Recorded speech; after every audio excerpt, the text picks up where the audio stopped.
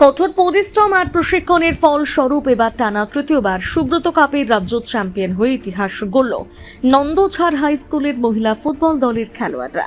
বৃহস্পতিবার champion trophy হাতে ইসলামপুরে ফিরতেই উচ্ছ্বাসে ফেটে পড়েন খেলোয়াড়, শিক্ষক, শিক্ষিকা ও ক্রীড়া প্রেমীরা।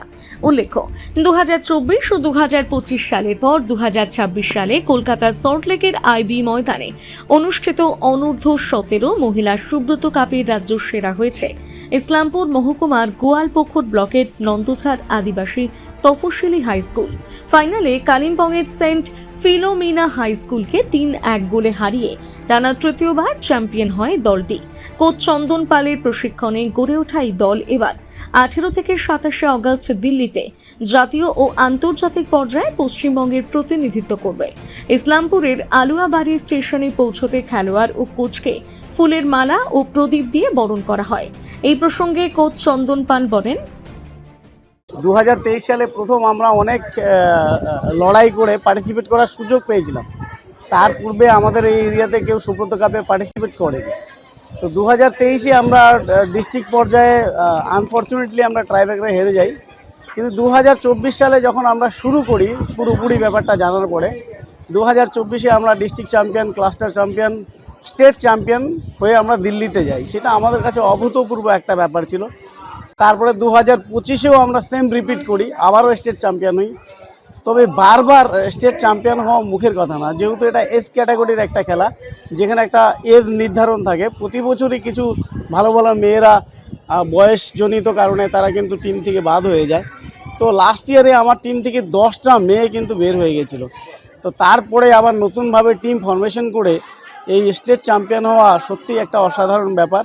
মেয়েরা কথা শুনেছে। সারা বছর আমরা সকাল বিকাল আমি এবং আমার কোচিং স্টাফ সমীর, আকাশ প্রতিনিয়ত ওদের প্র্যাকটিস দিয়েছি এবং তারা সেই মতো পারফর্ম করেছে এবং ম্যাচেও সেটা এক্সিকিউট করেছে, যার জন্য আমরা এবারও স্টেট লেভেল খেলতে গিয়ে প্রথম।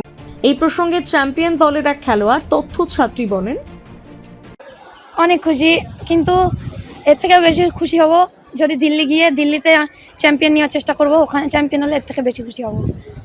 বলছি যে এই যে তোমরা পরপর 3বার চ্যাম্পিয়ন হলে, এটা কিন্তু একটা ইতিহাস গড়লে। তোমরা কি বার্তা দিতে চাইবে যারা আর কি বিভিন্ন, যেরকম নন্দঝাড় এলাকাটা সত্যি বলতে গেলে একটা প্রত্যন্ত অঞ্চল, সেখান থেকে তোমরা খেলতে যদি করো তাহলে অন্যান্য এলাকার যারা মেয়েরা আছে তারাও কিন্তু খেলে আজকে এই জায়গায় আসতে পারে, তাদের হয়ে কি বার্তা দেবে?